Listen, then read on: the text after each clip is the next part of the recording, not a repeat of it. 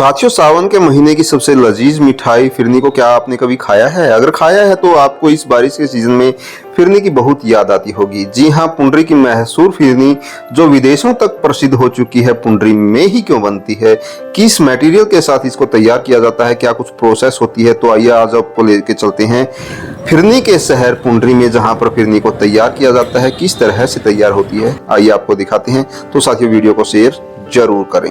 जी हाँ साथियों, जिस फिरनी को आप बड़े चाव के साथ खाते हैं, पुंडरी शहर में सैकड़ों दुकानों पर इस फिरनी को लगभग 1 महीना पहले से तैयार करना शुरू कर दिया जाता है। उसके बावजूद भी पूरे देश में इस फिरनी की इतनी ज़्यादा डिमांड है कि आपूर्ति पूरी नहीं हो पाती है।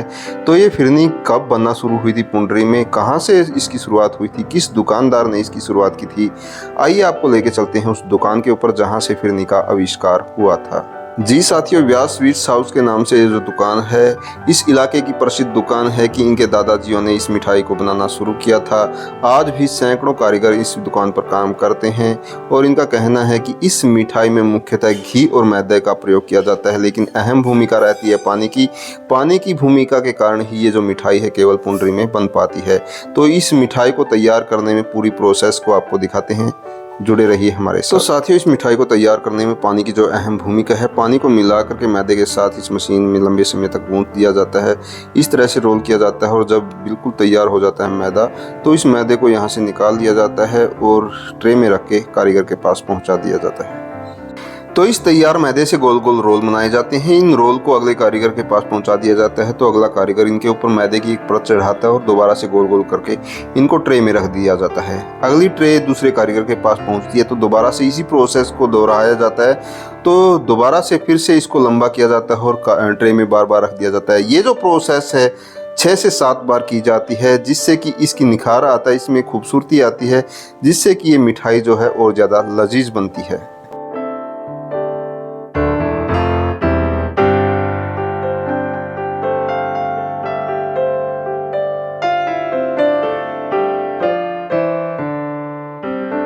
तो 7 से 8 बार रोल होने के बाद जब इन कारीगर के पास ये पहुंचती हैं तो इनको अंडाकार रूप में एक गांठ के साथ इस तरह से ट्रे में सजा दिया जाता है और ये जो प्रक्रिया है अपने अंतिम रूप में पहुंच जाती है।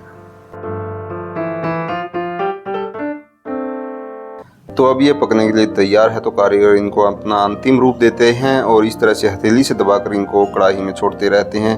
हल्की धीमी आंच में घी के साथ ये पकती हैं। 3 से 4 मिनट में जब पक के तैयार हो जाती है तो इस तरह से छलनी के साथ इनको निकाल दिया जाता है और इनके अंदर से घी को साफ करने के लिए एक बड़े छबड़े में इनको रख दिया जाता है। तो इस तरह से जब इनके अंदर से घी बिल्कुल साफ हो जाता है तो यहाँ से उठाकर इनको एक बड़े टब के अंदर रख दिया जाता है और इसको इस तरह से स्टोर भी किया जा सकता है। आगे इनको मीठा होने के लिए भेज दिया जाता है।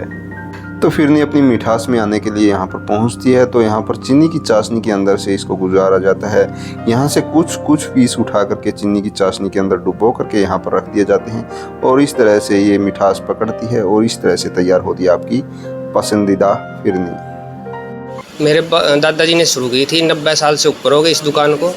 और ये स्पेशल इसीलिए है क्योंकि यहाँ पे छोटी फिरनी बनती है और बढ़िया सामान मिलता है। एक यहाँ पानी ऐसा है जिसकी वजह से ये बनती है। पानी की खासियत के कारण ही यहाँ पे फिरनी बनती है, छोटी फिरनी। और विदेशों में जाती है, जो अपने बच्चे यहाँ बाहर गए हुए हैं उनके माँ बाप भेजता है, कोई चाचा ताऊ भेजता है विदेशों में, वो भेजते हैं। बहुत ही क्वांटिटी में जाने लगी क्योंकि बच्चे भी बहुत गए हुए हैं। एक्चुअली मैदे और घी की आइटम है। इसको बना के बाद में उसमें मीठा लगाया जाता है।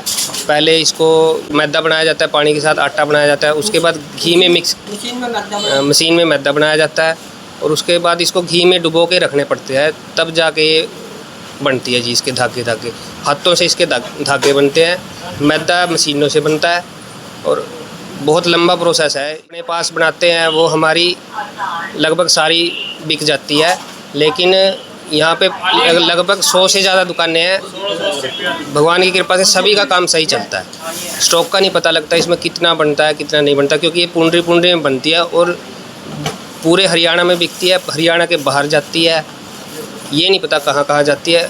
बनने का एक ही एरिया है पुंडरी का।